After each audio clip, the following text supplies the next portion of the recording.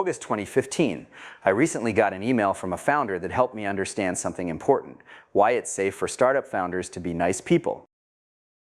I grew up with a cartoon idea of a very successful businessman. In the cartoon, it was always a man, a rapacious, cigar-smoking, table-thumping guy in his 50s who wins by exercising power and isn't too fussy about how.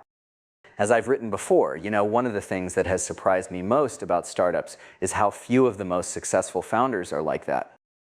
Maybe successful people in other industries are, I don't know, but not startup founders. I knew this empirically, but I never saw the math of why till I got this founder's email. In it, he said he worried that he was fundamentally soft-hearted and tended to give away too much for free. He thought perhaps he needed a little dose of sociopathness. I told him not to worry about it, because so long as he built something good enough to spread by word of mouth, he'd have a super linear growth curve. If he was bad at extracting money from people, at worst this curve would be some constant multiple less than one of what it might have been. But a constant multiple of any curve is exactly the same shape. The numbers on the y-axis are smaller, but the curve is just as steep. And when anything grows at the rate of a successful startup, the y-axis will take care of itself. Some examples will make this clear. Suppose your company is making $1,000 a month now, and you've made something so great that it's growing at 5% a week. 2 years from now, you'll be making about $160,000 a month. Now suppose you're so unrapacious that you only extract half as much from your users as you could. That means 2 years later, you'll be making $80,000 a month instead of $160,000. How far behind are you?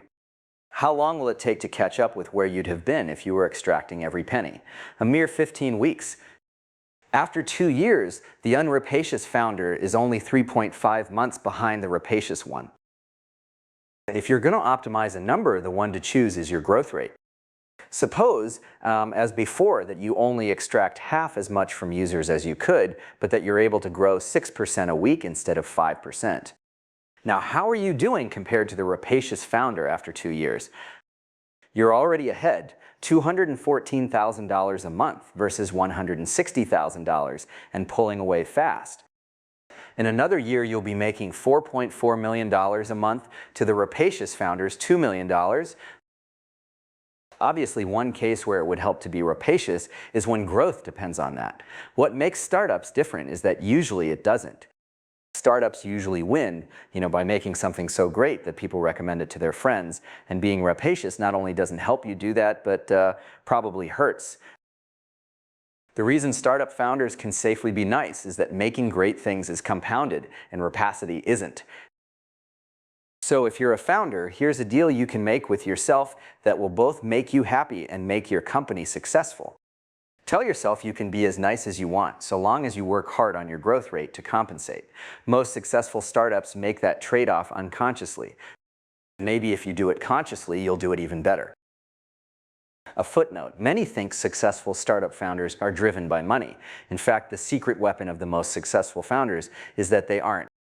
If they were, they'd have taken one of the acquisition offers that every fast-growing startup gets on the way up.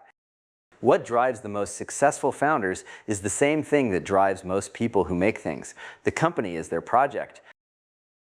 Another footnote: the other reason it might help to be good at squeezing money out of customers is that startups usually lose money at first, and making more per customer makes it easier to get to profitability before your initial funding runs out. So while it is very common for startups to die from running through their initial funding and then being unable to raise more, the underlying cause is usually slow growth or excessive spending rather than insufficient effort to extract money from existing customers.